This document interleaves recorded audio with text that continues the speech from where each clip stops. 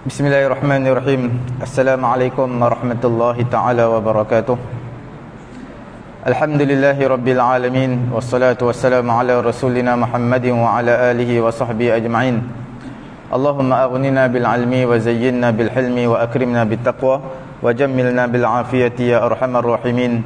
Rabbi shrah li sadri wa yassir li amri wahlul 'uqdatam min lisani yafqahu qawli. Rabbi yassir wa la tu'assir wa tammim bil khair wa bika nasta'in wa la hawla wa la quwwata illa billahil aliyyil azim. Nawaitul i'tikaf sunnatan lillahi ta'ala. Alhamdulillah, yang saya hormati Tuan Imam, Tuan Bilal, dan juga barisan AJK Surau Jumaat Darul Huda, dan juga tuan-tuan puan-puan dirahmati Allah Subhanahu wa taala. Mari sama-sama kita berniat i'tikaf di dalam rumah Allah Subhanahu wa taala supaya berterusan pahala sampai ke akhir kuliah nanti. Kita sambung pada bulan yang lalu mengenai dengan azan. Kita telah bincangkan sejarah azan, dalil-dalil bagaimana munculnya azan ni. Kemudian kita nak bincang pada hari ini insya-Allah mengenai dengan hukum hakam azan dan juga yang berkaitan dengannya. Bila sebut tentang hukum azan, hukumnya mengikut pendapat yang sahih daripada dua pendapat ulama.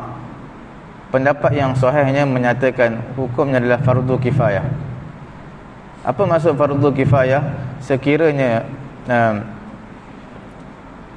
sepakat semua satu kampung, satu kawasan meninggalkan azan, maka imam ada hak untuk memerangi kawasan tersebut. Maksud imam ni mana pemerintah ada hak untuk memerangi penduduk kawasan tersebut kerana mereka tidak melaksanakan syiar agama Islam.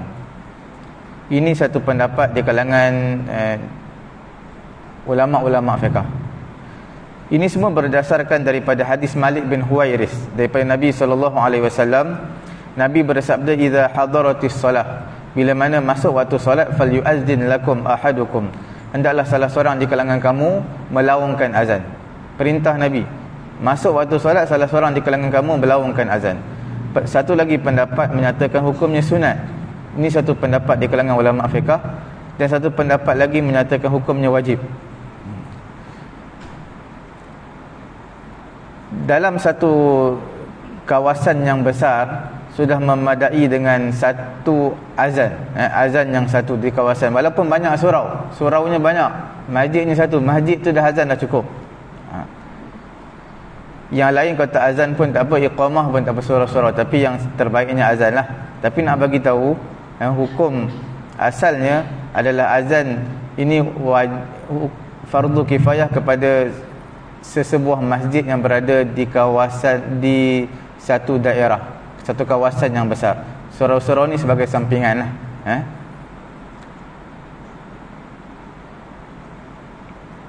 Ini semua berdasarkan daripada hadis Ibnu Umar radhiyallahu taala anhuma.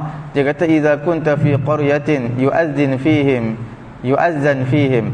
Apabila kamu berada dalam satu kampung, satu kawasan yang mana telah dilaungkan azan padanya, wa yuqamu ajza'aka dzaka, maka telah diazankan dan diiqamat, maka itu sudah memadai bagi kamu, mana tak perlu azan lagi. Kita lihat mengenai dengan keingkaran, orang yang mengingkari azan ataupun memperolok-olokkan azan, orang yang tak suka azan. Hukum mengingkari azan ni kufur. Berdasarkan kufur ni makna kafir lah, jatuh kafir. Kerana mengingkari apa yang telah didatangkan oleh Quran, hadis dan juga ijma' di kalangan ulama', dan dia termasuk dalam ma huwa ma'lum minad din bid-darurah. Apa itu ma huwa ma'lum minad din bid-darurah, kita akan bincangkan sebentar lagi. Bila sebut tentang keingkaran, apa maksud keingkaran? Dia tak mengaku dan dia menafikan azan. Itu maksud ingkar. Dia menafikan tentang kefarduan azan. Apa maksud yang saya sebutkan tadi, ma huwa ma'lum minad din bid-darurah? Maksudnya ma'lum minad din bid-darurah, hukum yang zahir yang mutawatir daripada hukum-hukum agama ini. Apa hukum yang zahir yang mutawatir? Kalau tuan-tuan tanya tentang puasa Ramadan, orang yang tak belajar agama pun tahu. yang belajar sampai darjah 5, darjah 4 je, sekolah rendah, dia pun tahu tentang puasa Ramadan tu wajib. Sembahyang fardu 5 waktu wajib. Dia tak belajar sekolah rendah sampai darjah 5, lepas tu berhenti lah. Lepas tu tak sambung belajar lah sampai darjah 5. Bukan tingkatan 5, darjah 5. Semua tahu. Tak kira belajar sampai darjah 3 ke darjah 2, semua tahu. Sebut tentang sembahyang 5 waktu wajib. Mengingkari perkara ini dipanggil mengingkari ma huwa ma'lum minad din bid-darurah, hukumnya kafir.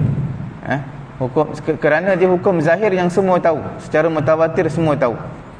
Ma'luman 'indal khas wal 'am.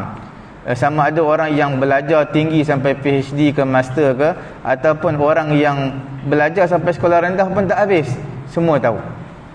Mimma ajma'a alaihi ulama ijma'an qat'iyan, dan ini ulama telah ijma'. Ijma' mana sebulat suara di kalangan ulama mewajibkan perkara ini.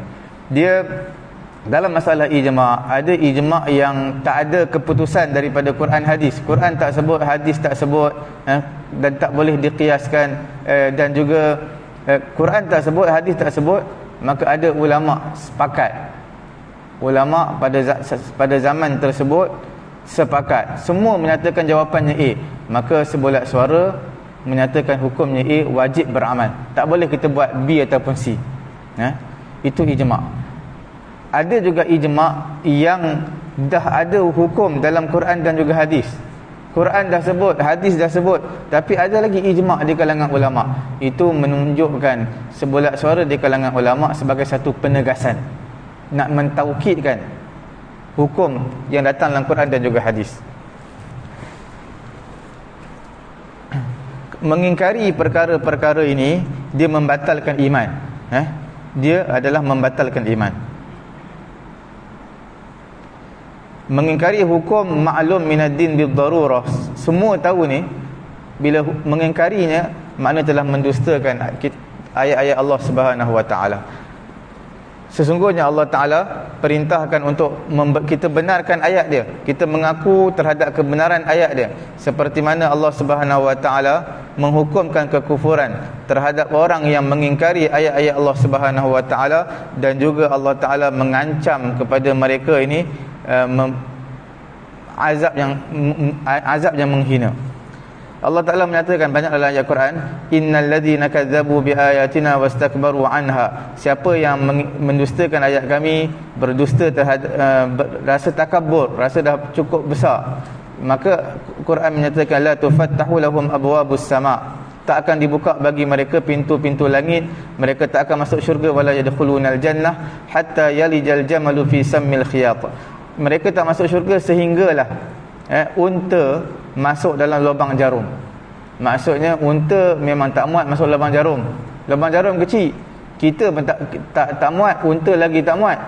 Ini menunjukkan adalah menunjukkan apa? Mubalaghah. Mana mereka orang-orang kafir yang mendustakan ayat Allah, mereka tidak akan sesekali masuk ke dalam syurga, tak dapat masuk.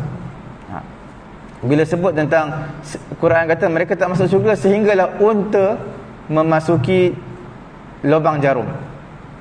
Bila sehingga unta memasuki lubang jarum, itu perkara mustahil. Mana perkara mustahil takkan berlaku, begitulah orang kafir tak akan masuk ke dalam syurga, dan perkara tersebut mustahil. Walladzina kafaru wa kazzabu biayatina faulaika lahum azabun muhin. Orang yang kafir, yang mendustakan ayat-ayat kami, mereka semua ini berada dalam, bagi mereka azab yang menghinakan. Wa ma yajhadu biayatina illal kafirun. Orang yang mengingkari ayat-ayat Allah, mereka adalah orang-orang kafir. Semua ini kita nak bagi tahu, semua ayat-ayat ini yang mengingkari ayat-ayat Allah Ta'ala. Quran sebut A, dia buat B. Hadis sebut A, dia buat B. Ini sekiranya hukum tersebut adalah jelas, dipanggil sebagai qat'i, ataupun sebagai mutawatir, yang semua tahu. Berbeza dengan hukum faraid. Tuan-tuan ingkar hukum faraid, tak jatuh kafir walaupun disebut dalam Quran, sebab bukan semua tahu tentang hukum faraid. Suami mati berapa dapat, isteri mati berapa dapat. Sebab apa isteri dapat sikit? Dia ingkar, seolah-olah macam ingkar. Isteri sikit, suami banyak. Perempuan sikit, suami lelaki banyak. Kalau perempuan tu dimadukan, sama ada seseorang tu mempunyai 2 orang isteri ataupun 3 orang isteri, suami mati, semua kena share isteri dia. Kalau 1/4, 1/4 share. Kalau ada anak, si mati ada anak, 1/8. 1/8 sikit share. Kalau ada 3 orang isteri, lagi sikit. Dia mengingkari perkara ni tak jatuh kafir, sebab tak semua orang tahu tentang hukum-hukum faraid ni. Tetapi hukum semayang, azan, puasa ni, zakat, haji, semua orang tahu. Itu rukun Islam. Bila semua orang tahu, mengingkarinya adalah kafir.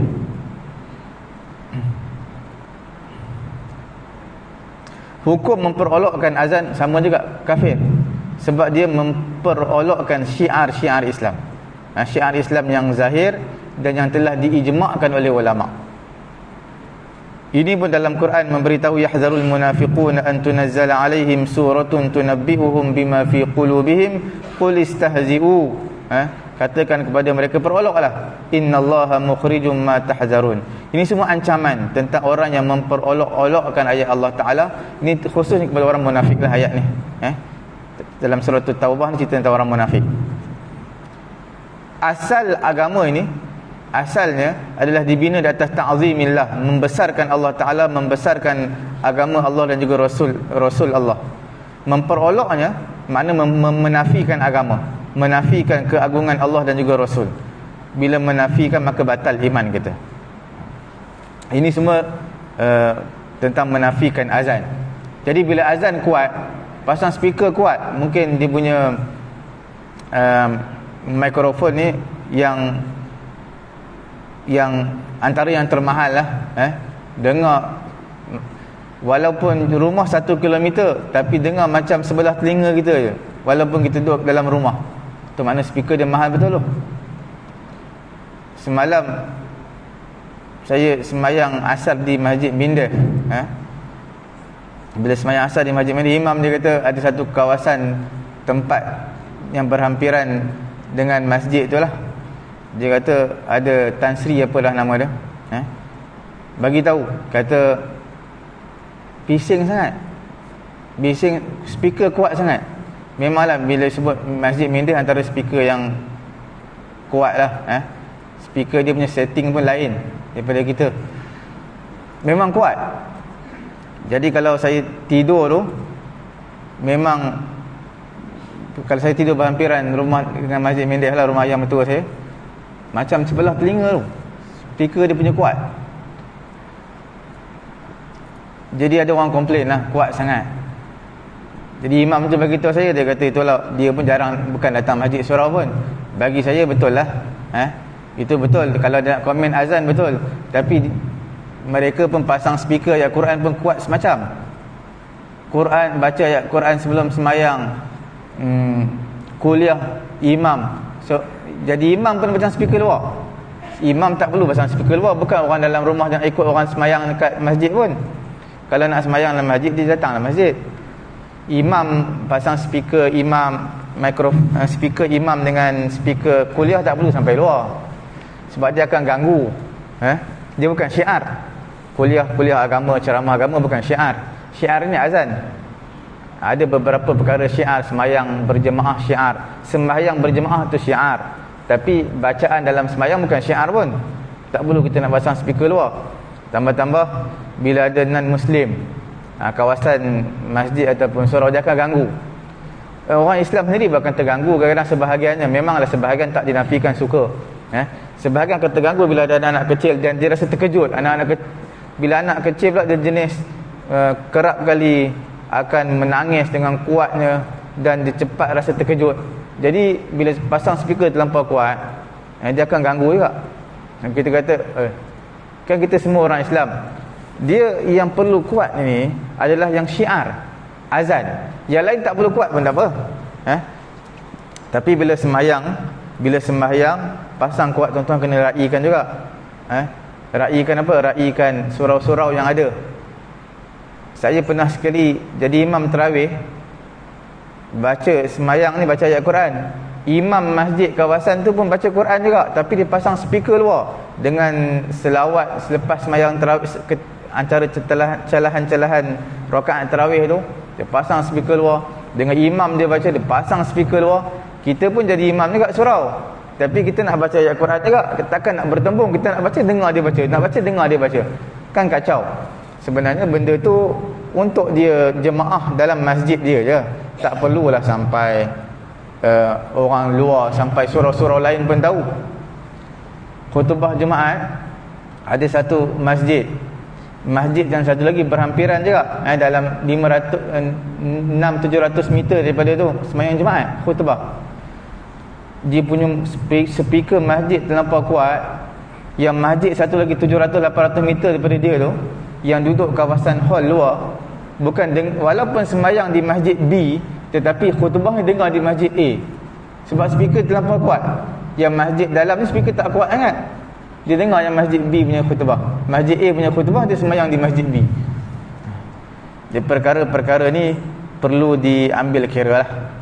Tapi kalau seseorang tu komen ataupun dia komplain azan kuat sangat, itu tak apa. Azan memang kena syiar.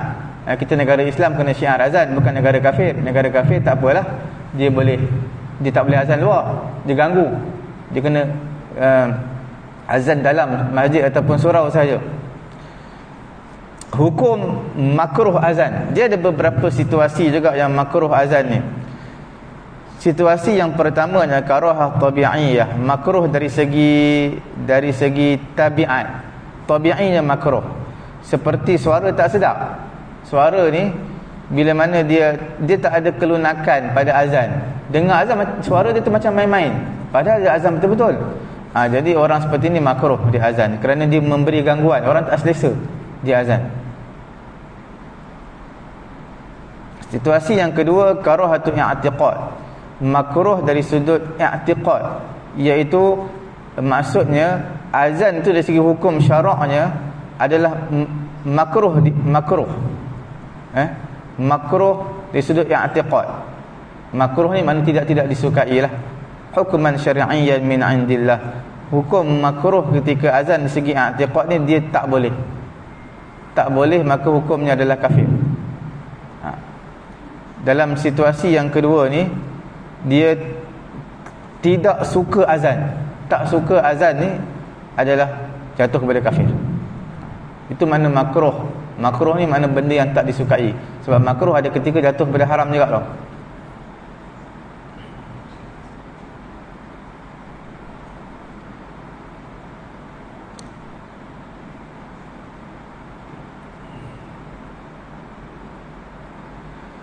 Kita lihat benci ataupun ketidaksukaan, karaha, makruh ni, ketidaksukaan, dia menafikan perbuatan hati. Yang pertamanya, dia tak ada rasa cinta kepada Allah dan juga Rasul. Sebab bila mana dia benci kepada azan tu ada sebut nama Allah, Allahu Akbar, asyhadu an la ilaha illallah, asyhadu anna Muhammadar Rasulullah, ada sebut nama Rasul. Tapi bila dia tak suka, maksud dia tak suka membesarkan Allah dan juga Rasul. Mana ada kecacatan pada i'tiqad dia. Perkara yang kedua, maknanya dia tak nak untuk taat, patuh pada perintah Allah Ta'ala. Sebab itu ulama menjatuhkan hukumnya adalah kafir. Orang seperti ini yang mengingkari azan.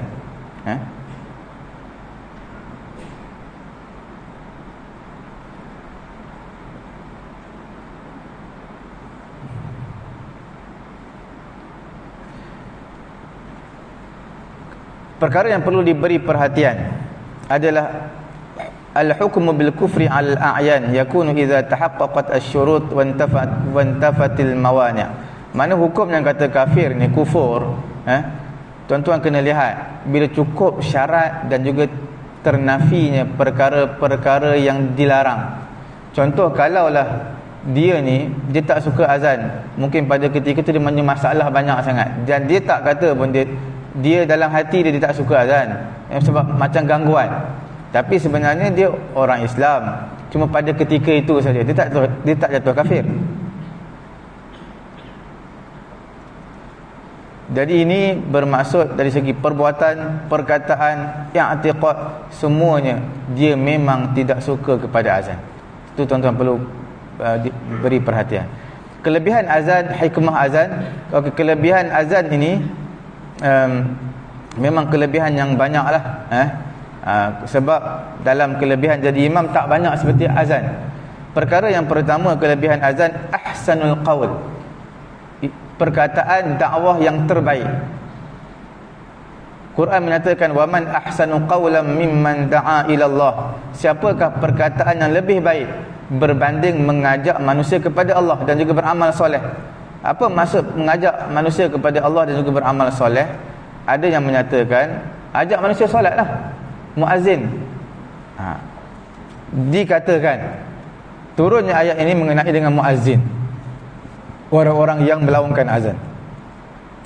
Kelebihan yang kedua, orang yang azan ni atwalun nas a'naqan yaumal qiyamah, tengkok dia panjang pada hari kiamat nanti.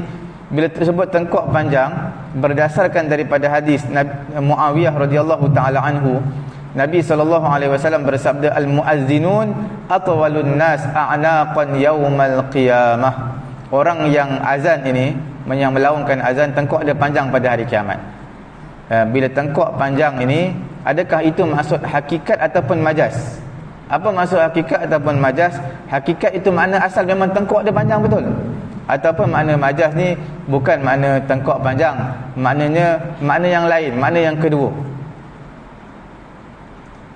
Di sini ada beberapa pendapat di kalangan ulama. Ada yang menyatakan hukumnya majaz. Majaz ni makna tengkok panjang tu maksud dia jadi ketua di akhirat nanti. Orang semua kena kenal dia sebab dia jadi ketua. Macam Perdana Menteri semua orang kenal sebab dia jadi ketua. Begitu juga Bilal pada hari kiamat nanti. Yu'rafun bituli a'naqihim yaumal qiyamah. Berdasarkan hadis daripada Al-Mu'jam Al-Awsat, dikenali muazzin ini di akhirat nanti sebab tengkok mereka panjang. Semua nampak, oh ini muazzin tu, semua kenal. Ada yang mengatakan itu maksudnya. Ada maksud yang berikutnya, yang kedua, mereka kata maksud tengkok panjang ini adalah cepat masuk syurga. Sebab tengkok dia panjang, dia nampak semua cepat masuk syurga. Ada yang kata begitu. Ada yang mengatakan bukan maksud majaz, maksud hakikat. Maksudnya memang tengkok dia panjang betul, panjang. Tapi pada akhirat ni alam dia lain daripada alam dunia. Bila alam dunia ni tengkok panjang tu satu kecacatan, macam haiwan pula, macam zirafah. Tapi kalau akhirat dia alam lain, bila tengkok panjang satu kebanggaan. Tuan-tuan pergi negeri Sarawak lah, Dayak agama, telinga dia panjang, dia tak rasa malu, dia tarik panjang sampai ke pinggang dia rasa bangga tu. Dan satu kemuliaan dan satu kecantikan bagi mereka. Sebab budaya lain. Kelebihan yang ketiga muazzin ini, setiap orang yang mendengar suara muazzin, sama ada manusia ke jin ke, semua akan menjadi saksi di akhirat nanti. Berdasarkan hadis daripada Abu Sa'id Al-Khudri, inni araka tuhibbul ghanam wal badiyah, sesungguhnya aku melihat kamu suka sangat kambing, dan juga suka duduk kawasan pedalaman. Fa iza kunta fi ghanamik aw badiyatik, apabila kamu berada bersama kambing kamu ataupun di kawasan pedalaman, kawasan halaman kampung kamu, fa'azzanta lis-solah, kamu hendaklah azan untuk solat.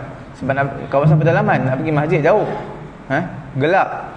Farfa' sautaka bin nida, angkat suara ketika azan, jangan rendahkan suara, tinggikan suara ketika azan. Fa innahu, kerana azan ni la yusma'u mada sautil muazzin jinnun, la yasma'u mada sautil muazzin jinnun wala insun wala syai'un illa syahida lahu yaumal qiyamah. Mana-mana makhluk yang dengar suara muazzin ini, sama ada jin ke, manusia ke, apa-apa makhluk, tumbuh-tumbuhan dan sebagainya, semua akan menjadi saksi kepada muazzin tersebut pada hari kiamat. Kelebihan dia besar. Abu Sa'id Al-Khudri, Abu Sa'id ayah kepada Sa'id Al-Khudri, dia kata apa? Dia kata, aku dengar perkara ni, aku bagi tahu kepada kamu, dan aku dengar pada Nabi SAW dalam Sahih Bukhari. Dan perkara yang keempat, kelebihan muazzin ni, diampunkan dosa dia. Man azzana sab'a sinin muhtasiban kataballahu lahu bara'atan minan nar. Siapa yang azan selama 7 tahun, dan azan tu kerana dia mengharapkan pahala daripada Allah Ta'ala, maka pada ketika itu Allah Ta'ala akan menulis untuknya kebebasan daripada api neraka Allah Subhanahu Wa Taala. Bila masuk saja ke dalam syurga, dibebaskan daripada api neraka, maksud diampunkan dosa-dosa muazzin ini. Perkara yang kelima kelebihan muazzin ini, perkara yang kering, perkara yang basah, objek-objek semua akan menjadi saksi mendengar suara muazzin. Daripada Abu Hurairah radhiyallahu taala anhu, dia kata Nabi SAW bersabda, wal muazzin yughfaru lahu madda sautihi wa yashhadu lahu kullu ratabin wa yabisin. Muazzin ni diampunkan dosa dia sejauh mana suara dia sampai. Kalau pasang mikrofon lagi jauh, suara dia lagi diampunkan dosa dia sejauh mana suara dia sampai.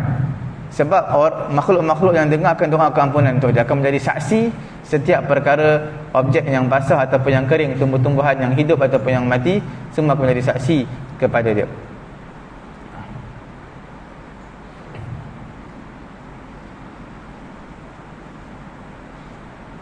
Cuma dalam hadis ini, hadis daripada Sunan Abu Daud, Sunan Nasa'i, sedikit ulama berbeza pendapat mengenai makna hadis.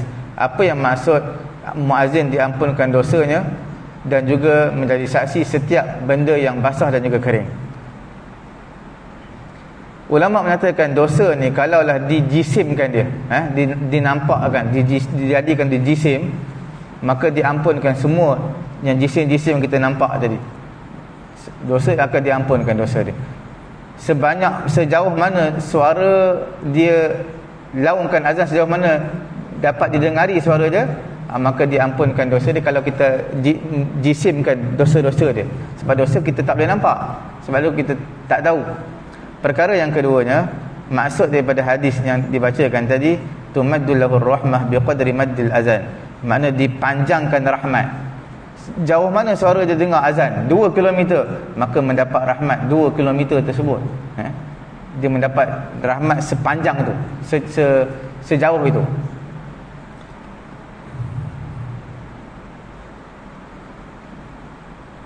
Perkara yang ketiga maksudnya kinayah, makna kata kias, iaitu annaha maghfiratun wasi'atun tawilatun 'aridatun.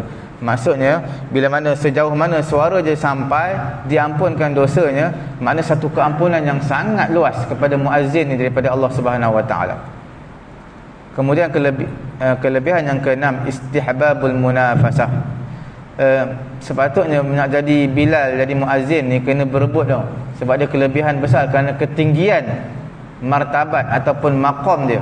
Berdasarkan hadis daripada Abu Hurairah, Nabi SAW bersabda, lau ya'lamun nas ma fin nida. Kalau manusia tahu apa yang ada pada kelebihan yang ada pada azan, pada saf yang pertama, summa lam yajidu illa an yastahimu alaihi lastahamu alaihi, pasti mereka tidak mendapati melainkan mereka akan cabut undi untuk melaungkan azan. Ini kalau tak ada muazzin yang telah ditetapkan oleh masjid ataupun surau lah, pasti mereka nak berebut azan sebab mereka tahu kelebihan dia. Perkara yang ketujuh, kelebihan muazzin ni banyak. Firaru syaitan minal azan, syaitan lari. Dia berbeza dengan imam. Imam jadi imam, syaitan datang. Syaitan datang bila kita nak imam tak start lagi Allahu Akbar, baru nak usalli fardhu, imam syaitan dah datang lah. Muazzin ni start je Allahu Akbar, lari syaitan. Itu kelebihan muazzin, syaitan akan lari. Perkara yang ke-8 adalah bagi dia ganjaran seumpama ganjaran orang yang mengikutnya. Ya, bila muazzin azan, jarang sekali kita dengar imam baca orang nak datang semayang sebab imam baca sedap sangat. Tapi kalau muazzin dia azan, orang yang sedang tengok TV ke yang sedang barik, azan kena pergi masjid. Suara dia yang menyebabkan orang tersebut bangun, tersedar daripada kelalaian, datang masjid, setiap langkah pahala dapat kepada Bilal muazzin. Dia datang jemaah dapat kepada muazzin, sebab muazzin menjadi sebab, menjadi asbab dia datang ke masjid ataupun surau. Man da'a ila hudan kana lahu minal ajri misli ujuri man tabi'ahu. kana lahu minal ajri mislu ujuri man tabi'ahu. Siapa yang seru manusia kepada petunjuk, kepada kebaikan, maka bagi dia pahala seumpama ganjaran orang yang mengikutnya. Orang tu memang dapat pahala setiap tapak dia datang masjid. Kita yang azan ini juga dapat pahala sebab kita menjadi sebab. La yunqasu zalika min ujurihim syai'an, dan tak dikurangkan pahala orang yang datang masjid sedikit pun. Bukan dikongsi dua, share dengan muazzin, tak. Dia dapat asing, muazzin dapat asing. Berbeza dengan orang yang menyeru kepada kesesatan. Wa man da'a ila dhalalah, siapa yang seru kepada kesesatan, kana alaihi minal ismi mislu asami man tabi'ahu la yunqasu dhalika min asamihim syai'an. Siapa yang menyeru kepada kesesatan, orang tu ikut, maka orang tu pun dapat dosa. Orang yang menyeru kepada kesesatan, dia juga dapat dosa penuh. Bukan share dosa, tak. Macam dosa membunuh lah. Siapa yang membunuh ni, saham dia dapat kepada Qabil. Sebab Qabil ni bunuh Habil. Qabil ni anak Nabi Adam ni, yang bunuh Habil. Siapa yang membunuh, maka dia dapat, Qabil akan dapat saham dia. Sebab dia yang mengajar cara membunuh kepada generasi yang berikutnya.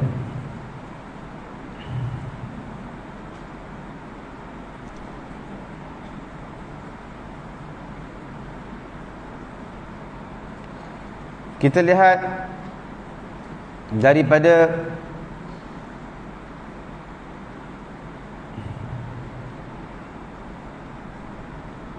Hakam An-Naisaburi rahimahullahu ta'ala, dia berkata, hajajtu fasa'altu Malikan wa Sawri 'anil maqam bi Makkah mujawiran awil azan bi Khurasan, faqala li al-azan bi Khurasan afdal min al-jiwar, faraja'tu ila Khurasan bi qawlihima.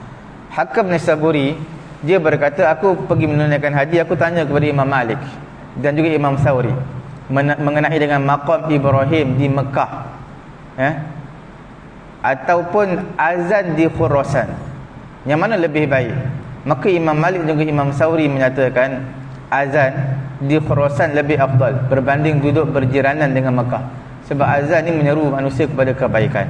Maka pada ketika itu Hakam Naisaburi pulang ke Khurasan dengan sebab perkataan Imam Malik dan juga perkataan Al-Thawri, dia melaungkan azan di sana.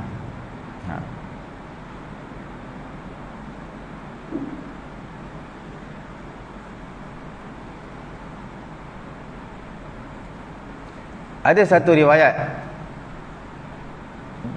dalam kitab At-Tabaqat dan juga riwayat daripada Ibnu Mubarak daripada Bilal radhiyallahu taala anhu, apabila Bilal ini kharaja fi safar, dia keluar bermusafir, fa iza ra'a rifqatan tuwafiqu, dia nampak ada satu rombongan grup yang mengikut dia, maka dia akan kata, ya haula, wahai rombongan-rombongan ini, inni uridu an ushibakum ala an tu'tuni min anfusikum thalatha khilal. Wahai jemaah aku ni, nak bersama dengan kamu, nak join sekali jemaah kamu ni, tapi dengan syarat lah, boleh tak? Dia nak join Bilal tapi dia bagi syarat. Apa dia? Boleh tak kamu berikan kepada aku daripada diri kamu 3 perkara? Mereka kata, apa 3 perkara tersebut? Perkara yang pertama, aku nalakum khadiman. Bila kata aku nak jadi khadim, aku nak berkhidmat, aku nak join jemaah ni, kumpulan ni, tapi aku jadi orang yang berkhidmat kepada jemaah ni. La yunazi'uni ahadun minkum al-khidmah, dan tiada yang menyangkal terhadap cadangan Bilal ini. Tak ada yang menyangkal, tak ada seorang pun yang menyangkal di kalangan mereka untuk Bilal menjadi khadim. Kemudian yang keduanya, wa akuna muazzinan la yunazi'uni ahadun minkum al-azan. Bilal kata, aku nak jadi muazzin, azan. Kalau aku join jemaah kamu, masuk waktu azan, aku nak azan. Dan tak boleh manusia di kalangan kamu nak join sekali dengan aku. Wa anfaqa alaikum biqadrati taqati. Kemudian wa unfiqu alaikum biqadri taqati, dan aku nak infakkan kepada kamu sekadar kemampuan aku. Aku nak belanja jemaah ni, kumpulan ni, sekadar kemampuan aku, apa yang aku ada. Fa idza qalu na'am, kemudian mereka semua kata na'am, indhamma ilaihim, barulah Bilal join sekali dengan mereka. bergerak sekali dengan jemaah tersebut. Ini menunjukkan diletakkan syarat. Syarat pertama, kedua dan syarat yang kedua tu adalah dia masuk waktu azan, dia nak melaungkan azan. Hikmah azan ini yang pertamanya adalah memberi peringatan masuk waktu lah, masuk waktu solat. Yang keduanya adalah mengajak manusia kepada solat. Dan yang ketiganya adalah syiar. Dia syiar yang perlu disyiarkan supaya semua tahu. Perkara yang keempat dia adalah i'lan tauhid. Bila kita azan, sebenarnya kita telah dakwah, mengajak kepada tauhid, mengesakan Allah Subhanahu wa taala. Perkara yang kelima adalah al-i'lam bi makani solah, dan kita telah memberitahu tentang tempat solat. Bila kita dengar azan tapi tak tahu dekat mana. Jadi bila kita azan, dengar suara kita speaker tu, maka menunjukkan di sana tu azan tu, di sana tempat sembahyang tu. Di antara faedah azan yang kita sebutkan tadi, yutridu asyaitan, menghalau syaitan, berdasarkan sabdaan Nabi, idza nudiya bis salah adbara syaitan wa lahu durata. Apabila dilaungkan azan, dilaungkan azan untuk solat, syaitan lari terkentut-kentut sehingga dia tak dengar suara azan dah, hatta la yasma'u ta'zina, sehingga tak dengar suara azan. Apa maksud duratu syaitan? Duratu syaitan ni maksud apa? Maksud kentut syaitan ni, ulama menyatakan kentut macam manusia kentut. Ada yang menyatakan pendapat kebanyakan di kalangan ulama. Ada di kalangan mereka man ta'awwalahu, mereka itu di kalangan ulama yang mentakwilkannya. Ada yang sebahagian mereka tak takwil lah, mereka tak takwil, maksud pada hadis kentut-kentut lah. Bila sebut duratus syaitan, durat ni kentut. Cuma dalam ada satu masjid tu, ada orang Arab daripada Saudi, dia sembahyang di satu masjid ni imam ni baca sedap qari lah, sedap. Bila dia berlagu ni, dia tebalkan huruf sad tu lah. Dia baca ihdinal siratal mustaqim. Nampak macam sedap, memang sedap lah sebab dia qari, dia sedap. Tapi orang daripada Saudi ni dia dengar beberapa kali, dia bawa anak-anak dia sembahyang, anak-anak dia tergelak tengah sembahyang. Sebab apa? Imam macam ihdinas dirat. Dirat tu makna kentut. Orang ihdinas sirat. Sirata tu makna jalan yang lurus, sirata, jalan al-mustaqim, jalan yang lurus. Imam sebab dia bila memanglah sad ni huruf isti'ala, huruf tebal. Dhat pun isti'ala juga tebal. Tapi tuan-tuan kena ada beza sikit. Sebab kalau tak ada beza, dia sad tu bunyi macam dhat. Ihdinas sirat, ihdinas sirat. Tapi nak bunyi tempat nak terlampau tebal tu, dia tahan suara dia. Ihdinas dirat, nak bunyi macam sirat, tapi sebab tebal, dua-dua tebal, sad pun tebal, dhat pun tebal, jadi makna lain. Ihdinas dirat, jadi bunyi makna lain. Boleh membatalkan sembahyang lah.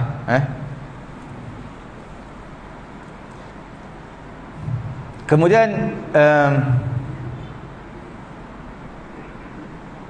kita masuk sikit lagi dalam 5 minit lebih sikit mengenai dengan mengambil azan.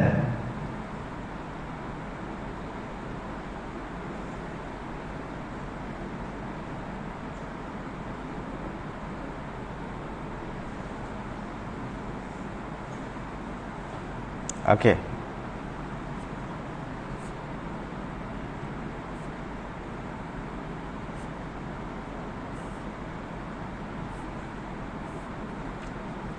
Dia ada azan satu kali, azan dua kali.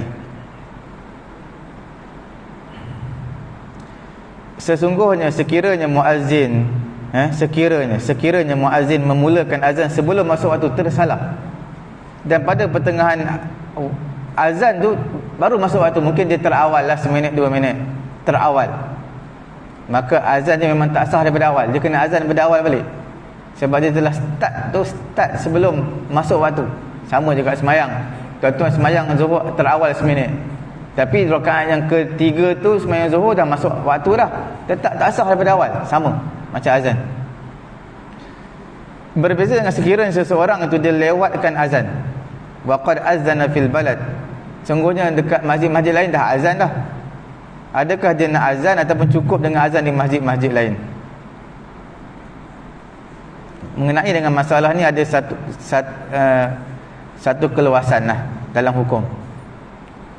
Selagi mana kalau tak lama sangat, mana mungkin dalam 1 minit 2 minit terlambat dan tak berlaku tahwish ataupun irtirab, tak berlaku gangguan. Orang baru azan isyak ke? Kalau tak setakat 1 minit 2 minit bolehlah lawankan azan kalau terlambat. Walaupun masjid-masjid lain dah azan dah. Wa idza ta'akhkhara wa khasya ihdath ittirab, kalau dia terlambat azan dan lambat tu sampai 10 minit. Kalau lambat macam ni, kalau dia azan guna speaker luar akan mengganggu, mungkin orang kata baru azan ke? Maka yang aulanya adalah dia tak perlu guna speaker luar, cukup dalam je. Untuk semayang terutama kuliah maghrib lah, kadang-kadang penceramah semangat terlebih, dia lajak sampai 15 minit 20 minit selepas maghrib.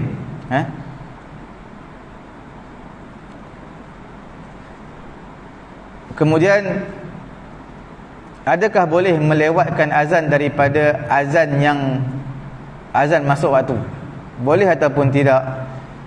Dia ada beberapa situasi. Sekiranya masjid tersebut menjadi center dia lah, mana semua orang bergantung pada masjid tu nak dengar dah masuk waktu solat ke tidak. Jadi sepatutnya kalau dah lambat dia tak perlu azan. Contohnya bila tertidur, imam pun tertidur sekali, tak perlu azan. Kalau dah lambat sampai 10-15 minit tak perlu azan dah.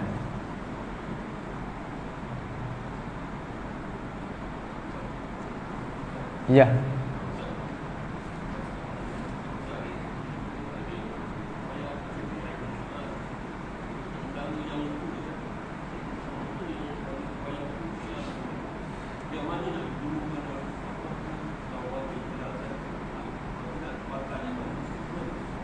Yang hukum, okey, hukum azan ni dia dalam bab dalam agama ni dia ada beberapa syiar. Syiar ni kita tak boleh nafikan. Contoh tak boleh nafikan. Hukum azan tu hukumnya fardu kifayah. Mana kalau seorang azan sudah cukup. Fardu kifayah. Kalau banyak masjid, banyak surau, satu surau dah azan dah cukup. Cuma tentang syiar ni, maksudnya syiar kita tak boleh nak azan dengan rendahkan suara ataupun tak pasang speaker luar. Sebab syiar perlu bagi semua orang tahu. Macam bayar zakat lah, zakat fitrah, kita tak perlu bayar zakat sembunyi-sembunyi.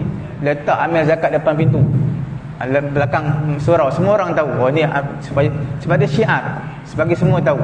Azan macam tu juga, ibadat korban sama juga, kita tak boleh buat tempat tersembunyi ibadat korban, kena syiarkan bagi semua nampak. Kita sedang menyembelih lembu ke kambing sebagai syiar. Syiar tu mana bagi semua orang tahu. Dia tak ada istilah nak takut riak ke apa, dia tak ada istilah riak. Betul, perbuatan menampakkan. Macam sembahyang jemaah, sebab apa tak pergi sembahyang jemaah? Saya takut ada perasaan riak dalam hati diri ni. Dia tak ada istilah riak. Syiar tak ada istilah riak. Sebab apa tak nak azan? Takut. Dia lah sebab orang kata suara saya terlampau sedap sangat ke. Tak ada. Dia syiar dia tidak ada sebab-sebab. Syiar bagi semua tahu. Yang terakhir pada pagi ni, mengenai dengan azan untuk solat subuh sebelum masuk waktu. Yang terakhir lah. Okey. Dinamakan azan yang pertama mengikut pendapat majoriti di kalangan ulama-ulama fiqh, berdasarkan daripada hadis Abdullah bin Umar. Abdullah bin Umar dia kata sesungguhnya Nabi SAW bersabda, inna bilalan yunadi bilailin. Bilal akan lakukan azan pada waktu malam, makna belum azan subuh, sebelum masuk waktu subuh. Fakulu washrabu, kalau orang nak berpuasa, nak makan sahur, boleh makan, boleh minum lagi. Hatta yunadi ibnu ummi maktum, sehinggalah azannya ibnu ummi maktum. Abdullah bin ummi maktum kalau dia azan dah tak boleh makan. Itu memang betul-betul masuk waktu subuh, dipanggil fajar shadiq. Waktu azan pertama ni, bila waktu dia? Mahall khilaf bainal ulama. Dia menjadi tempat titik perbezaan perbezaan pendapat di kalangan ulama. Ada yang kata selepas pertengahan malam, ada yang kata pada waktu sahur, ada yang kata sebelum daripada azan subuh sikit, ataupun sebelum azan sahur tu. Ini semua berdasarkan daripada Ibnu Umar. Hadis yang kita bacakan tadi, Bilal dia azankan azan pertama, Nabi kata makan minum. Tapi bila mana Abdullah bin Umi Maktum azan, dah tak boleh makan minum bagi orang yang nak berpuasa. Okey. Pendapat yang sahih, kita katakan hikmah azan, bila kita tahu hikmah azan pertama ni, maka dia adalah masalah uruf. Dia bukan masalah nas. Bukan masalah teks hadis kata bila azan pertama, tak ada. Bukan masalah nas, tapi masalah uruf, masalah kawasan setempat tu, ikut keadaan dan juga keberhajatan sesebuah tempat. Seumpama bulan Ramadan, yahtaj waqtan tawilan, dia perlu kepada waktu yang panjang. Ialah kadang-kadang orang perempuan nak masak untuk anak, suami, sahur. Jadi waktu tu kena panjang sikit, kena awal sikit azan dia, contoh. Ataupun selain bulan Ramadan tak perlu waktu panjang, mana boleh setengah jam, 1 jam sebelum azan subuh. Bergantung kepada uruf situasi setempat. Berakhir waktu azan pertama ni bila berakhir? Makna azan pertama subuh. Bila berakhir? Bila masuknya fajar shadiq. Bila terbitnya fajar shadiq, masuknya waktu subuh, maka dah berakhir azan pertama. Itu adalah azan subuh betul-betul. Adakah boleh qada apabila masuk waktu fajar shadiq? Pendapat yang kuat, kalau dah lepas, tak sempat azan pertama, dah masuk waktu subuh dah pun, tak perlu nak qada lagi, sekali azan je. Okey, perkara yang perlu diberi perhatian pada azan yang pertama. Perkara yang pertama sekali, al-afdal an yakuna zalika 'adah. Perkara tersebut yang afdalnya jadikan dia sebagai adat, sebagai kebiasaan. Fala yu'azzin yawman wa yatruku akhar. Jangan pula jadikan waktu ikut dan waktu dia je. Bila rasa hari ni dia bangun awal, okey hari ni dia azan. Esok tak adalah, bangun lambat. Lusa tak ada. Dia ikut dan dia. Kadang-kadang 2 hari sekali, 3 hari sekali baru ada azan pertama. Yang afdalnya jangan buat macam tu. Sebab apa? Dia akan berlaku kekeliruan. Dia ni sekejap azan pukul 5, sekejap tak ada. Yang mana satu? Ni azan subuh ke azan pertama? Jadi orang tak tahu. Perkara yang keduanya, waktu yang azan pertama tu yang mestilah waktu yang muhaddad, yang ditentukan. Jangan hari ni pukul 4 sebab hari ni Bilal bangun awal, esok lambat sikit pukul 5, lusa 5.30. Tak boleh. Dia kena waktu yang ada waktu yang khusus. Kalau kata sejam sebelum azan subuh pukul 6, pukul 5, macam mana pun pukul 5 lah. Tak kira lah azan sebelum pukul 6 ke, lepas pukul 6 ke, azan subuh, yang penting pukul 5 azan pertama, contohnya lah. Sebab kalau di azan lain-lain akan berlaku kecelaruan juga kepada jemaah-jemaah yang dengar, rumah-rumah yang berhampiran. Kemudian yang ketiganya, azan ni tidak khusus pada bulan Ramadan. Dia sepanjang tahun. Bukan kata ni azan ni, azan pertama ni sebenarnya untuk persediaan sahur je. Kalau tak bulan Ramadan, tak perlu berazan pertama. Tidak, disunatkan sepanjang tahun. Perkara yang keempat, apabila seseorang itu melakukan azan pertama pada bulan Ramadan kerana keberhajatan manusia pada ketika itu, kalau dia tak buat selain bulan Ramadan je kita buat, boleh juga, hukum dia harus. Tak adalah kata makruh ke apa, harus ikut keperluan manusia, keperluan setempat. Kalau Bilal tu mungkin dia datang awal, setiap hari dia datang awal, pukul 4 dia datang dah, 4.30 dah datang dah, dia buka masjid semua, tak apalah kalau nak azan pukul 5. Tapi kalau orang muda Bilal muazzin, kalau dia datang lambat-lambat sikit, 15 minit, 20 minit sebelum azan subuh, jadi kita tak perlulah kita tekan dia dengan mewajibkan azan pertama. Ya, boleh.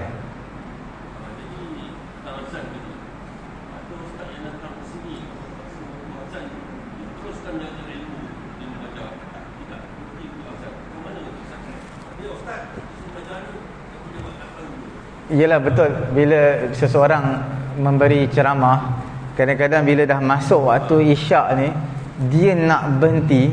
Kadang-kadang dia ada point, bila dia berhenti point tu, dia nak sambung balik dia susah. Ada sebahagian ustaz macam itulah. Jadi bila azan isyak boleh sambung juga. Kalau dia tak berhenti boleh, tapi dia nak datang balik tu lambat sikit. Sebab tu dia terus je. Setiap AJK kena bagi selalu, kalau masjid-masjid besar dia akan bagi tahu. Dia akan bagi tahu waktu azan memang kena berhenti. Beri laluan dulu kepada muazzin untuk laungkan azan. Masjid-masjid yang besar lah. Kalau surau-surau biasa, selalunya dia tak suruh berhenti. Selalunya. Yang terbaiknya berhentilah. Yang terbaiknya. Kalau susah dengan surau-surau, boleh je. Sebab dia bukan masjid, dia surau je. Jadi boleh je teruskan kuliah. Lepas habis kuliah, jangan iqamat terus, suruh Bilal laungkan azan. Sebab dia sunat. Sunat bagi orang nak semayang berjemaah, azan dan iqamat. Azan disunatkan dan juga iqamat. Bukan iqamat je, azan dan iqamat. Jadi suruh dia iqamat dulu. Kalau ada masa banyak, suruh semayang sunat tu, kemudian baru iqamat. Ataupun azan, iqamat, semayang. Boleh juga terpulang kepada sesebuah tempat.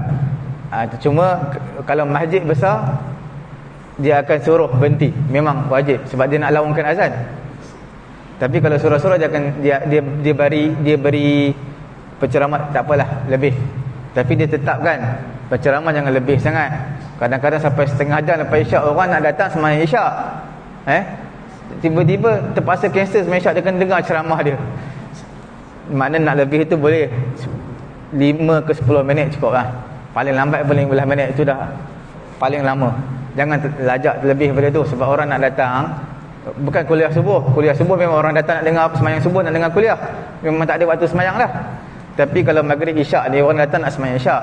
Sebab sebahagian orang dia ada hal kat luar, dia berhenti nak semayang isyak, tengok penceramah lajak sampai pukul 9. Azan 8.30. Jadi tak apa sesuai lah. Melainkan kalau subuh mungkin boleh. Tambah-tambah subuh kita syuruk 7.10. Lebih hampir-hampir macam itulah, 7.8 minit, 7.10. Masuknya waktu isyraq atau waktu duha 20 minit lepas daripada waktu syuruk. Waktu syuruk tu lepas 20 minit masuknya waktu isyraq, boleh semayang. Sebelum itu waktu diharamkan semayang. Sekarang 7.30, ngam-ngam lah, boleh dah semayang sunat isyraq atau semayang sunat duha.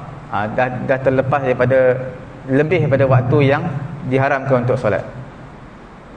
Okey, saya kira cukup sekadar tu dulu. Mudah-mudahan Allah Ta'ala beri kefahaman kepada saya dan juga tuan-tuan dan juga puan-puan. Kita tutup majlis dengan tasbih kafarah dan juga suratul Asr. Subhanallahumma wa bihamdihi, subhanakallahumma wa bihamdika, asyhadu an la ilaha illa anta, astaghfiruka wa atubu ilaik. Bismillahirrahmanirrahim. Wal 'asri innal insana lafi khusr illa alladhina amanu wa 'amilus solihati wa tawassaw bil haqq wa tawassaw bis sabr. Bismillahirrahmanirrahim. Alhamdulillahi rabbil alamin, wassalatu wassalamu ala rasulina Muhammadin wa ala alihi wa sahbihi ajma'in. Allahumma anfa'na bima 'allamtana wa 'allimna ma yanfa'una wa zidna 'ilma. Alhamdulillahi ala kulli hal wa na'udzu billahi min hali ahli nar. Rabbana atina fid dunya hasanah wa fil akhirati hasanatan wa qina adzaban nar. Wa sallallahu ala sayidina Muhammadin wa ala alihi wa sahbihi ajma'in. Alhamdulillahi rabbil alamin. Taqabbalallahu.